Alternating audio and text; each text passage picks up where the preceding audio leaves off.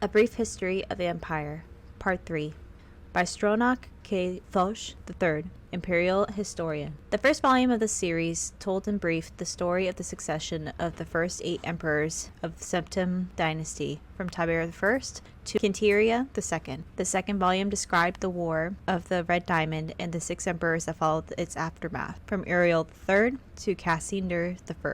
At the end of that volume, it was described how the Emperor Cassander's half-brother Uriel IV assumed the throne of the Empire of Tamriel. It will be recalled that Uriel IV was not a Septim by birth. His mother, though reigned as empress for many years, was a dark elf married to a true Septim emperor, Pelagius III. Uriel's father was actually Catarius I, consort after Pelagius's death, a Breton nobleman named Galavier Laureat. Before taking the throne of empire, Cassander I had ruled the kingdom of Wayrest, but poor health had forced him to retire. Cassander had no children, so he legally adopted his half-brother Uriel and abdicated the kingdom. 7 years later, Cassander inherited the empire at the death of his mother. 3 years after that, Uriel once again found himself the recipient of Cassander's inheritance. Uriel IV's reign was a long and difficult one. Despite being a legally adopted member of the Septim family, and despite the Laureate's family high position, indeed, they were distant cousins of the Septims, few of the elder council could be persuaded to accept him fully as a blood descendant of Tiberius. The council had assumed much responsibility during Catarius I's long reign, and Cassander